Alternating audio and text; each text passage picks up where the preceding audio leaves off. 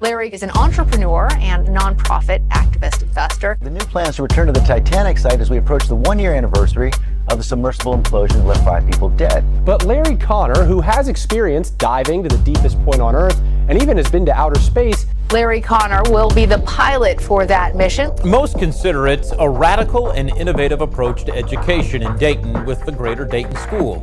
It's Kids and Community, the nonprofit agency set up by entrepreneur Larry Connor. The Connor Group operates apartment complexes all across the country. One CEO right here in Ohio decided to recognize hundreds of his employees.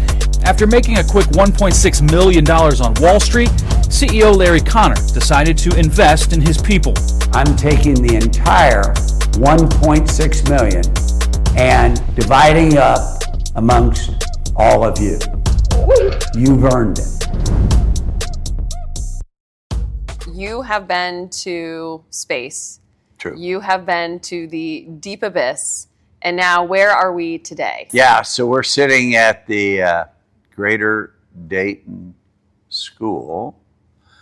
And so the very brief history is our not-for-profit is called the Connor Group Kids and Community. So over the last 15 years, we've been really focused on making a long-term, sustainable difference measured by real metrics in kids' lives, whether it's locally, regionally, or nationally. So in 2016, we decided to explore the possibility of starting our own school. Never intended to be a school, just one school. But we believe that there's a crisis in America of education for under-resourced kids. And they're the future of America. And so we spent 2 years, Mike McQuiston and Ryan Ernst and I, with those two doing most of the work, traveling around the country to see who was doing it right and who was doing it wrong. Right. So in 2018, March, I think it might have been March the 3rd, we sat in an office at our headquarters and said, are we in or not? And we decided we were in. We also understood it was going to be the hardest thing maybe we've ever done. And so this is the product with a lot of people's involvement of that 7-year journey. Well, your team invited me out, I would say, a month ago or so. And, you know, I visit many nonprofits as a foundation leader. I was blown away. I just had to say I was blown away at what you're doing here. What really sat with me and still sits with me is that what I feel is a true impact for people. And your promise until kids are 27. Can you talk about that? Because I was really, it's remarkable to me. Yeah, so that's a great question, Erin. So I think one of the advantages we had was we'd never done this before. So ignorance can sometimes work in your favor. We didn't work with any boundaries. We didn't work with any preconceived notions. But we did work with some long-term beliefs and objectives. And one of them was, well, can we truly change the trajectory long-term of these kids' lives? And so the only way to really benchmark that is to stay with them. So this school is preschool to K-8. But then they become GDS, what we call scholars. So we have 3 targeted high schools they'll go to. And then for those kids it makes sense to go to college, we're going to help them not only get in, but stay in. And we're literally going to stay with these people until they're young adults, age 27. And so you came to lunch, and so the kids who run lunch, They run you lunch. saw that, they run the They entire run lunch. lunch. By the way, a very healthy lunch, Yes. but still stuff the kids are going to eat. They recite the age 27 objectives. And so some of those are that they are financially independent, and that they're physically and mentally healthy, and they're living lives of character and integrity, and that they are, I think this is really a critical one, successful, not by our definition, but by their own definition. And so for us, those are kind of the North Star, what we're heading for long term. I would say, touring this, one, I was blown away. I think you're doing something that I've never seen done before in the way that you're approaching it. The fact that you're looking at the whole person. You're looking at finance for these kids, learning about financials, learning about public speaking, learning about leadership, and then the whole foods aspect to me was really important, because if we don't have our health, we've got nothing. And so I was so blown away by that whole picture. And for me, I was laughing because I'm a gluten-free celiac disease person. No problem. It was Whole Foods. They brought me a bowl. Usually if I were at a school, I wouldn't dare touch what they're serving at lunch. Sure. And so I was blown away by the family dynamic, the sharing that they're learning, the manners that they're learning, the being grateful that they're learning. I mean, I was just completely blown away. And so you were chatting with me about replicating this model in Cincinnati. And so I want to dive into that with you, because that is super exciting for us on this podcast at the foundation. I'm looking forward to it. I think it's incredible. Yeah, so two thoughts. One, just to follow up what you're saying, and yes, you have captured the essence. So it's about the total child, not just academics. So for example, if a kid comes to school and he's hungry, that's a blocker to learning. So we feed our kids when they get here. Or if a child comes to school and they have a medical problem, for example, their teeth hurt. 91% of our kids have never been to the dentist until they come here. Or they have a hearing problem or eyewear. So we have what we call wraparound services. The reality is, in today's world, half to 2/3 of the kids have some type of mental or emotional challenges. Not all, but most of those, we have the capabilities to be able. The other thing that I think that you touched on that's really critical is we don't just have a child. We have a total family. So we have a very unique, what we call, family agreement. And it starts with our obligations and accountability to both the family and the child. And we outline those. Then the family, they have responsibilities to the child and to us. And then the child has responsibilities to their family, their parents, guardian, whoever, and us. And so it's a unique approach to doing this. And in terms of Cincinnati,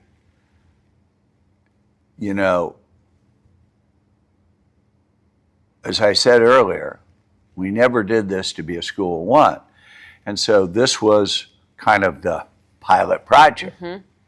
So now we need to go to another city, a major metropolitan area, and show that, well, it's not in our backyard, but that we can replicate that. And in my mind, every community in America can use this school, but Cincinnati is just an ideal community, diverse, pretty large community, where we believe we can make a not just short-term, but a long-term, sustainable, generational impact. To me, when we talk about things, I think, always about sustainability and what's the long-term strategy for anything, whether it's business, whether it's nonprofit, whether it's an individual. What is your long-term strategy? Sure. So I think the thing that empowered me so much on, like, I'm drinking the Kool-Aid now, but the Kool-Aid has measurables. Yep. And I'm on board because you are strategically not just offering a handout, it's the hand up that's going to change a life. It's going to change a family's life. And now generationally into the future, you've made a real difference. And I don't know that all nonprofits think through the full long-term sustainability aspect when they're looking at making an impact. And that's always something that I wish everyone would do. You guys have done it. And I think that sits with me, is that you're really thinking about sustainability for these kids and what they're going to do for Dayton, Sure. how they're going to add to the local economy. So, 2 good anchor points. 1, measurables, accountability, responsibility, ownership. So we have core values. And one of those is ownership by everyone. And that goes back to the family agreement. We have ownership and responsibility to them. They have it to us, right? So, for example, every child at this school has a job and an assignment. And they're measured in terms of how they do that. And you're right, you know, it's great. And a number of people, some of them very well known, have started schools. And that's admirable. But almost all of them have ended up either 1, failing, or 2, not being nearly as effective as they had hoped for. Well, why? Because they didn't have a really planful, long-term strategy. And to do these schools, let's make no mistake, they are expensive. But what's one child worth? And so we would argue they are investments in kids in the future, for themselves, for their community, for 100%. You know, the United States. And so when, for example, in Cincinnati, where we're out fundraising, we're going to be the biggest contributor dollar-wise, but we need the community support. We can't do it without them. Right. And not only do we need their financial support, but we need them to advocate for this school.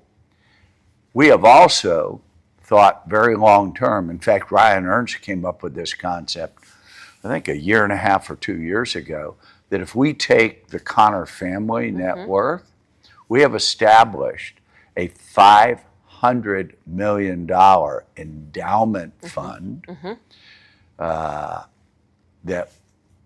is being funded so that generationally, when maybe I'm not here, my wife's not here, that there's the financial resources to be able to support, whether it's a school in Dayton, a school in Cincinnati, if we decide to do others in the state of Ohio. So we're not thinking about the next 5 years, we're thinking about the next 50 to 100. Yeah, and that's where people should be thinking about, whether it's their business, whether it's their nonprofit.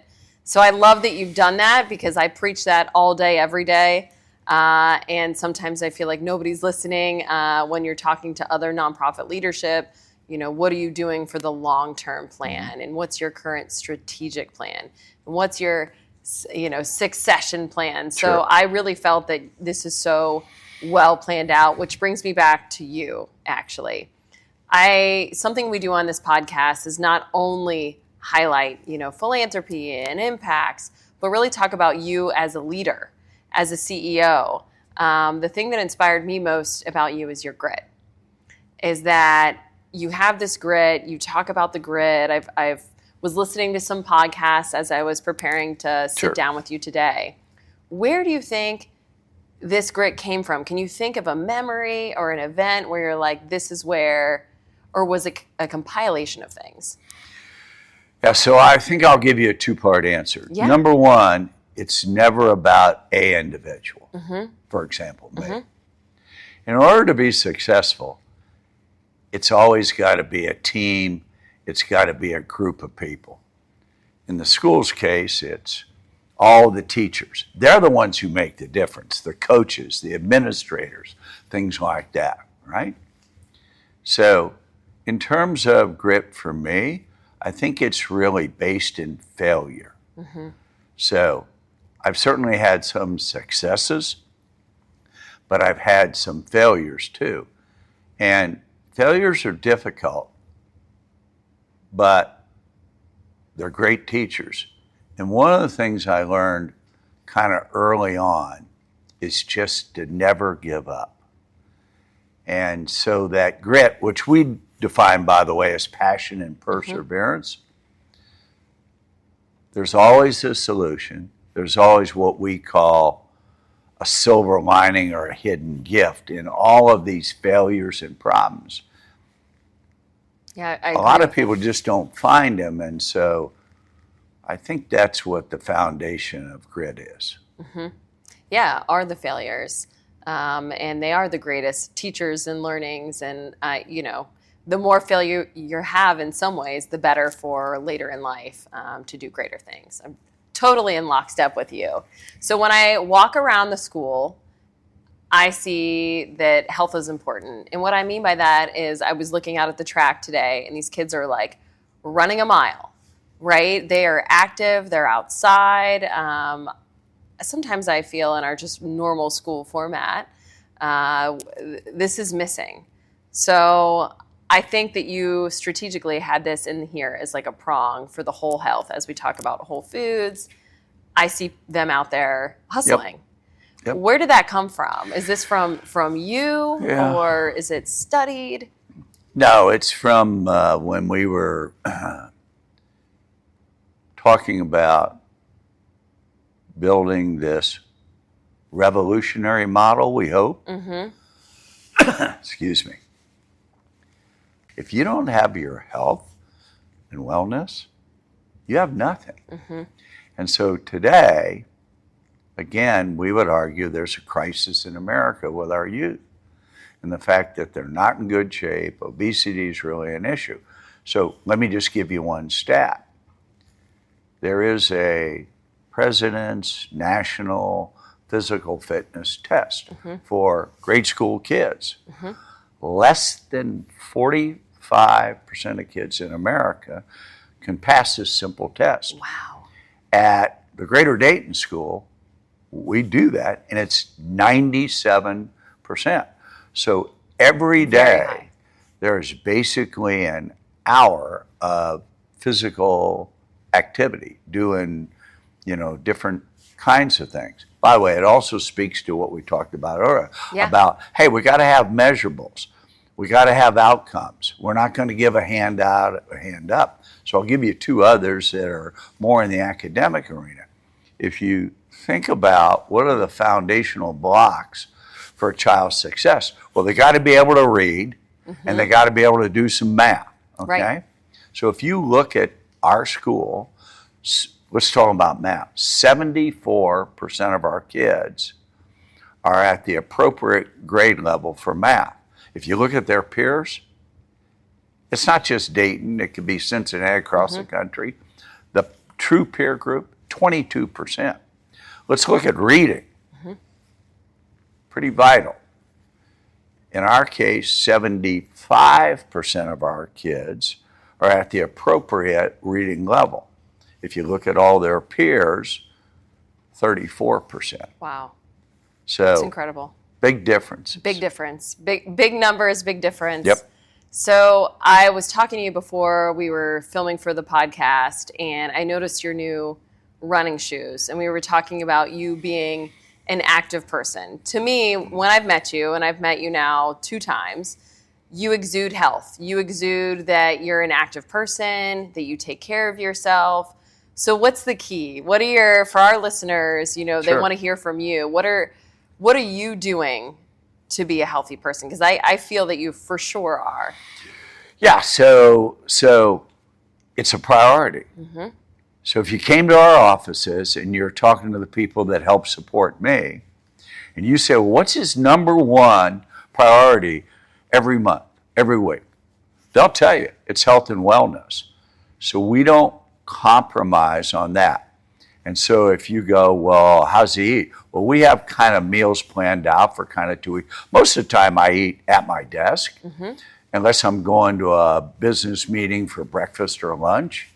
And then we think you've got to think about things like cardio, you got to think about strength training, you got to think about flexibility, you got to think about balance. So we try to integrate all those. And the great news, Erin, today is there's so much information out there. You know, you can take Chat GPT or Gemini. I happen to kind of prefer Gemini, and ask it to do a bunch of research. And it's actually, I'm not saying it's perfect, but it's quite good. But ultimately, it's about mindset, and it's about making it a priority. And we're all extremely busy. But you can find the time to devote just 1 hour a day to it, maybe 4 or 5 days. The way we kind of do it, it's 5 to 6 days a week, but yeah, it's critical. I like to hear that from you, because I think in leadership, when I meet successful people, I know that they're healthy, right? Because you can't keep functioning at a high level without taking care of all the buckets, without eating the right amount of protein, without getting your steps in, without lifting, all of the positive things. And as I read about you, I was looking at the spacesuit, I guess, as we walk in here to the school, and you've done so many adventurous things that I find so fascinating. What do you think inside makes you want to do those things? What is it about you that you want to be adventurous? Yeah. So we think about it two ways. It has to be challenging, and it has to have purpose. Let's just take the AX-1 mission. By the way, that spacesuit, you have to be able to get in and out of that thing by yourself with no help. So is it, for people, is it heavy? Like, what is it? It's fairly heavy, Okay. and it's one piece. And so I think the first time I tried to do it, it took like 2 hours. And by the way, you have to be able to do it. NASA actually tests you. You have to be able to do it in 20 minutes in the case of an emergency. Wow. And again, with no assistance, no help. So in the case of the AX-1 mission, which we successfully did in 2022, it was the first all-private citizens mission from Cape Canaveral to the International Space Station. We spent 17 days at the International Space Station. I was fortunate enough to be the pilot on that mission. We conducted over 220 hours of experiments in association with institutions such as Mayo Clinic, Cleveland Clinic, and others around the world. And so the challenge was being able to do it, because there are a lot of doubters. Right. We weren't space tourists. We didn't go in space for 10 minutes. We had to pass most of the rigors that any NASA astronaut needs to pass, and we did that successfully. And then we had to conduct all these experiments successfully. And I remember being told by some officials, basically, if you screw this thing up, you're going to set back the commercial space industry by a decade. Wow. And oh, by the way, good luck. So That was your good luck. It turned out to be super, super successful. Yeah. And so that's really the challenge, and the purpose was all the research we did. We also did a number of outreaches to kids around the world. You did? We did. That's incredible. So do you think you'll go back? I mean, is there another space exploration in your future? Yeah. Potentially. Potentially. And by the way, it's actually a great follow-up question because if I do, and by the way, what people don't realize is the 17 days on the International Space Station was extraordinary, but there were 10 months of almost full-time training, which was exceptionally hard. Can you run us through just like summarize a day? You know, is it David Goggins style? If you know who David Goggins is. Yeah. It's actually not physically. The physical training you got to do on your own. Okay. Because I was pretty fit, that really wasn't an issue. Yeah. But so all you need to know is the NASA astronauts are the best and the brightest. In a typical class of 40, they have 20,000 applications, and they only take 40. That's incredible. And one of the things you have to have is an advanced STEM degree. Really? Engineering, science, medicine. Well, I have none of those. I was an English major in undergrad with a concentration in Shakespearean literature. So that doesn't really It probably served you well there for a while. Yeah, it doesn't really qualify me. And once they become an astronaut, they'll generally spend 4 or 5 years in training before they ever get on a mission. Right. So we basically had to cram into 10 months that 5 years of training. And because we have no background, their language, their acronyms, honestly, I was totally lost. So typical day, we did a lot of training at Johnson Space Center in Houston, and then other would be in California at Hawthorne at SpaceX. So let's say Johnson Space Center. I'd get there at 6:30 or 7 a.m., and we'd finish at 6 or 6:30 at night, and I spent most of the day lost and confused and trying to figure out and learn and ask a lot of either ignorant or dumb questions. I can't think of a time, this is where the grit comes in, by I the love way, grit. Yeah. Tell me the story. that it's like, I had to say to people, I'm sorry, I just don't understand, or I'm not following you.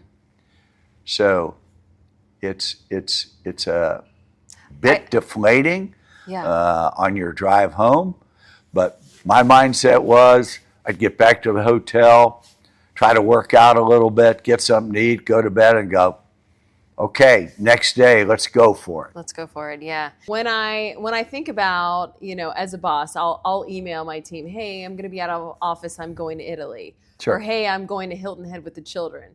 Yours was, hey, I'm going to space. What was that like? Because that's different than the normal email, I'm out of office. The thing that's interesting is at the International Space Station, they actually have a telecommunication system that Cisco designed. And it almost works like your cell phone. You'll call basically the area code and the phone number, and depending upon where the station is positioned around the globe, it'll either go through or not. If it goes through, the clarity is like unbelievably good. Now, if you don't know, it comes up it's actually a Houston area code, which I think is 242. Right. And so, for example, like we're working like, I was the first person to get up on station generally at like 5 or 5:30 in the morning. And you take kind of a dry kind of shower, but it actually works pretty good. Anyway, so we're working crazy, but then they have this Cisco phone system. So at night, and we literally started at 5:30 in the morning, wouldn't end, we'd have a final debrief like 8:30 at night.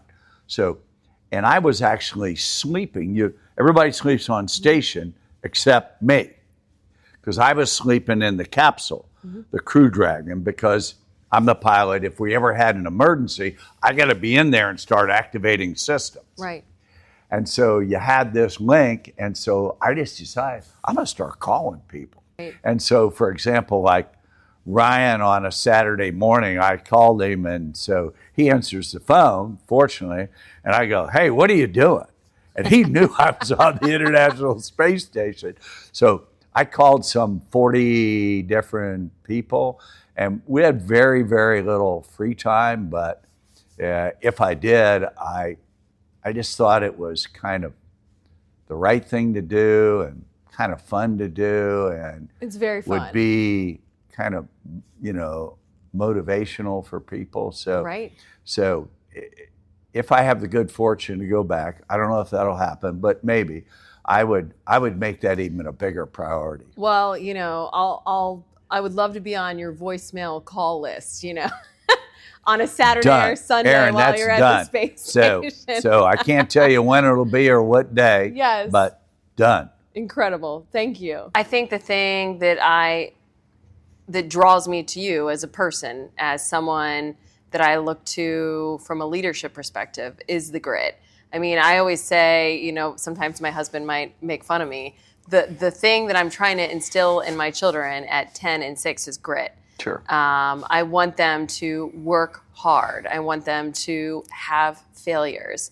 And my daughter, who struggles with, ADHD and dyslexia, I think she'll be the even stronger person because she's had to work that much harder to be successful. Yep. So I love you sharing that this is critical to you, critical to everyone that surrounds you, that they embody, the ethos of grit. And that's incredible. And I think that's what drives you from where I'm sitting to do these incredible things. So we talked about the deep abyss and going to the deep abyss. And sure. I know you have potentially something planned. Can we talk about that a little bit? Because is it a rigorous training as well? Well, so if we talk about the 3 exploration dives I did in 2021 to the Mariana Trench, which is 36,000 feet. Wow. The challenge is being able to do that when I've never really done that. And it's just a 2-man submersible. There's really only one in the world that can go that deep. And part of the time I was doing the piloting and did some training for that. But the purpose was scientific experiments. The mothership we were on, there were 7 scientists, and we did 3 different dives to different locations and came back with some really groundbreaking research and video filming that we did. In terms of a future expedition, I can't really talk about that, but there is a possibility. And I can say this: we will only do it if we can do it safely and successfully. Unfortunately, a few years ago, in June of 2023, there was the Ocean Gate disaster at the Titanic. And very tragic, yeah. A fella by the name of Stockton Rush, who actually, by the way, most people don't know this, I talked to him and he was trying to get me to do a dive. And once I did my due diligence and analysis on a sub, I said, there's not a chance in the world I'd get into that thing. So an example of too much hubris and I think ego. And so it's bad engineering, bad equipment, bad materials, bad outcomes. And unfortunately, it set the ocean exploration industry massively back. And the little known fact, by the way, is that he never got his sub certified. Well, the reason why he didn't is because it never would have been certified by the DNV, which is an international organization based in the Netherlands and Germany. And they are very, very rigorous. And if you look at a DMV certified sub in the last 50 years, there's never been an accident. So, wow. So there may be a possibility for us to do something in the future. What do you think, when you think about the adventures, what do you think is next? Like beyond what we've talked about, is there something in your legacy as I think about you as a person, right? You're going for it. That's a really fun fact about you, is that you're always going for it, whether you're shooting for the stars, whether it's for this school system that you're building that's incredible, whether it's for literal space or the bottom of the ocean, right? What's next? What do you think is a part of that legacy you're trying to achieve? So I honestly don't think it's about legacy. Yeah. Yeah, I don't really think that way. People have asked me, like, I just think about challenge and purpose. And I would have this observation. The mind is the great limiter. All of us, you, me, all of your listeners, you can do a lot more than you think you can do. You just have to take the first step. And yeah, you may fail, but you'll, as you were talking about with your kids, 10 and 6, you'll learn so much, and it'll build that character and resilience and grit that will hold you in great stead throughout your life. So I would encourage everybody, try to do something. I like that. I think about all the people that are entrepreneurs now that I talk to and meet with and sit down with on podcasts. And they all have one thing in common, or almost all of them, is that they were C students, BC students. And I truly believe because they failed so much and were told that they were not performing, that eventually it clicks, right? You kick it into high gear and they're smooth sailing. And that's from that resilience, that's from that accountability, that's from that grit. So if you learn that, you're not meeting the marks early on in school, those people, to me, soar later. And I read that about you as well. I was that kid, just so you know. I was the same type of child as my daughter is right now, pushing all the boundaries, being outside the box. And I see that in you and so many founders. Can you talk about that? So yeah, I mean, you are so right. So I'm going to tell you one quick story. Yes. So I'm in 8th grade. Yeah. Catholic school, St. Albert's, big, great school. We had 200 kids in our 8th grade class. Oh my goodness, huge. So we got 50 kids a classroom. Wow. And so the leadership there decided they were going to divide it up. So you had the A class. That's all the really academically great, talented, outstanding, everything. Then you had the B class. Those are, reasonably talented. Some of the athletes are in there and everything else like that. Then you had the C class. Those are people who are just kind of getting by. And then you had the D class. Well, at the time, I didn't know what the D meant. Well, that's the dummies. And I was in the D class. Yeah. And you are so right that I'm sitting there. So I'm whatever age I am, 12 years old, 13. Right. And I'm like, I don't think I'm dumb. And so I look back now, that was absolutely a foundational moment or period of time. Now, it took me a while to pull it all together because I was a crappy student in high school too. But then you're right, I flipped the switch totally when I got to college. And not only did that create the grip, but I think in part it created my real belief in the right type of learning. Like, agreed. I didn't learn in a traditional manner. You might have been the same. I'm the literal same. Yeah, so you needed what we call experiential learning. You needed to be moving and doing and actively participating. There's so many talented people and kids that are like that. And that's what we're trying to do here. As we sit here today, I just want to reflect on, is there anything today that you wanted to talk about and share with us that we didn't talk about? I always ask that question. No, I think you've done a great job covering a multitude of topics. I would only reiterate that our journey in Cincinnati has to be together. Yes. That, yeah, we can bring all of our strategies, all of our total child abilities, academic excellence, responsibility by all.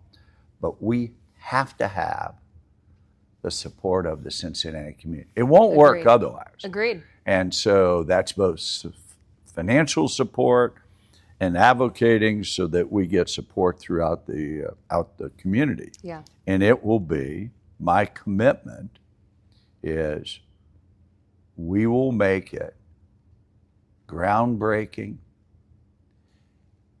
and a source of pride for everybody in Cincinnati. Yeah, I truly believe you, and I can say that I'm on board, and I'm working to get other people on board within the region. I know I feel the impact and power of it because of my own personal life experiences, like we talked about. And so I really think you're doing something unique that no one else has thought about. Similar to Elon Musk's schools, I think of that. You know, you're meeting the student where they are and where they need to be fully supported.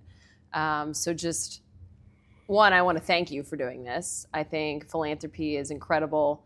You've obviously built something amazing from a business standpoint, and then chosen to give back, because not everyone chooses to make a difference in people's lives. And you've really done that. So thank you. Yeah, well, thank you Yes. for your leadership. Thank you. Same.